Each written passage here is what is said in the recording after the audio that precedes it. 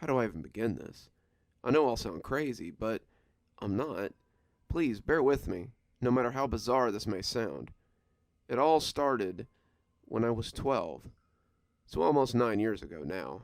My foster sister Marley and I were riding bikes through the forest near the neighborhood when we fell. I don't know if I hit a rock or my wheel slipped off the trail, but the next thing I knew, I was rolling down a steep slope into a lower part of the forest. I'd felt Marley try to grab onto my hand, but she ended up being dragged down with me. I genuinely thought I was going to die, and Marley did too, with the stones and the branches cutting and bruising us as we fell. It felt like I was going to fall forever, but as I neared the bottom of the slope, I saw something. Some things. 5 pairs of eyes staring at me with such emotion, but I'm still not sure I can figure out what emotion it was. There were no bodies, no faces, just these eyes. They were just eyes. Me and Marley both narrowly missed landing on jagged rocks at the bottom, and when we sat up and looked at each other, we just screamed and burst into tears. She was covered head to toe in blood, scratches, and various injuries, and her skin was almost completely blue and purple, and green, nothing like her usual golden skin tone. She said I was the same, and I could tell by looking at my own hands and legs that she was right. Our clothes were torn and grass-stained, and the dirt stung at our cuts. It wasn't long before we both couldn't see through our tears, but just as the vision began to become clear again, I saw the eyes once more. There were 6 pairs this time, but I blinked and they were suddenly gone. At the time, I was more concerned about my injuries and assumed that I was imagining them, possibly from a brain injury that I had most likely endured when I fell down the hill. So I stood up and dragged my bike out of the woods with Marley following behind me.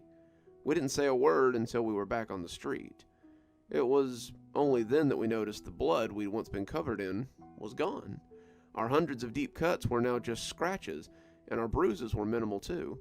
We were shocked to say the least, and confused, but we were grateful as well. When we entered our house, my mom fussed over us and threw away our torn clothes. I can't imagine how she would have reacted if we'd showed up looking like we did when we reached the bottom of that slope. Over the years, we came to the conclusion that we must have over-exaggerated it in our head, maybe from shock or fear, but we never forgot it. I couldn't forget those eyes either. I know I saw them, and I still do see them. As a teenager, I was a bit of a risk taker. I loved the adrenaline of doing thrilling things, but Marley, not so much. Whenever I did something impulsive or dangerous, I saw the eyes. Each time, there'd be one more pair. I've been to the doctor about it, I've talked to therapists, I've had my brain scanned, and they all say I'm perfectly fine. I don't hallucinate other things, and I'm not paranoid. I've learned to ignore them, and the uneasy feeling I get when I see them, and of course, the dreams that I have about them. I say dreams because they weren't really nightmares. Nothing particularly bad or scary happens when I see them, but they always freak me out. I don't tell people I can see them. I know what they'll say. It's not just some creepy story anymore. It sounds psychotic. Yeah, I see these pairs of eyes staring at me sometimes. I'm normal, though. Wouldn't that just, sound a little weird? Recently, however, I had to tell someone. A few weeks ago, there was a fire in my apartment. It had begun in someone else's apartment on the top floor, and I lived on the floor below them. I woke up to the sounds of screaming from outside, and the footsteps of people racing down the stairs in fear. I could already hear the fire engine noises in the distance, and my first thought was of my pets. I managed to pick up my dog and one of my cats and get them to safety, but I had to go back for my other cat. As I searched my apartment shouting, "Sadie," as loud as possible, I started to feel lightheaded. I reached my door, but I had locked myself in when I shut it, and I collapsed when I couldn't unlock it. The last thing I remember seeing before I passed out were those eyes. There were hundreds of pairs, or I guess maybe less, maybe more, I don't know. All I know was I saw them. When I woke up the next day, I was in the hospital. I wasn't burned, I'd just suffered from some minor smoke inhalation. I left the hospital that same day and was completely unharmed. It also turned out Sadie had ran out of the apartment while I was taking the other 2 pets downstairs, so they were all safe. I had had an unusual dream that night, though. It was about the eyes, but this time they were whispering. They had no mouths, no bodies, no faces, but they were all talking to me at once. I was in a forest, surrounded by them, drenched in blood, but as their words grew louder and their stares grew wider, the blood turned into water, and I was suddenly in a warm pool. When I looked around, it seemed like I was in a hot spring, and there were thousands more of them around me. I'd never felt so calm, so relaxed, so safe. It was like heaven, until the heat became too much, and I woke up.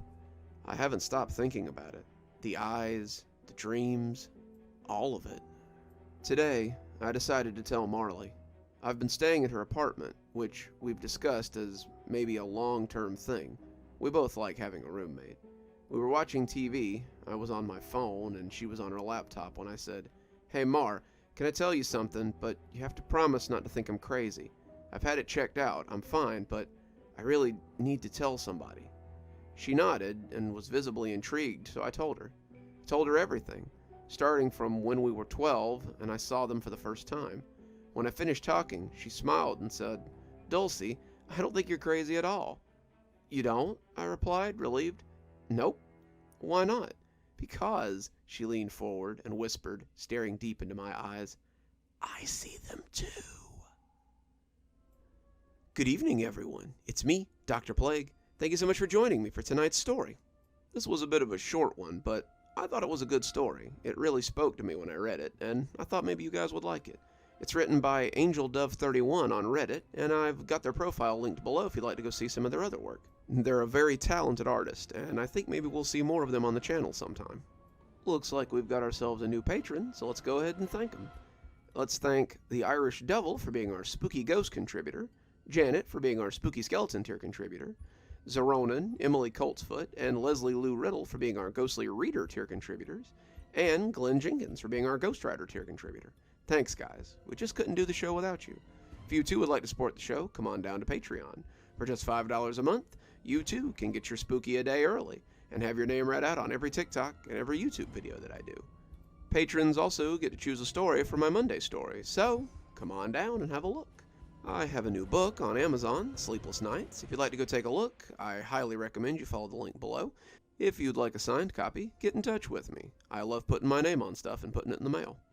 If you're interested in my books, the easiest way is to become one of my Ghostly Reader tier contributors, and you get a book every time I write one. Signed, shipped to your door. So, what are you waiting for? Come on and have a look. If you enjoyed tonight's story, I highly recommend that you subscribe and hit that notification button so you don't miss a story. That way, we'll be sure to see you next time. Dr. Plague, signing off. Have a wonderful evening.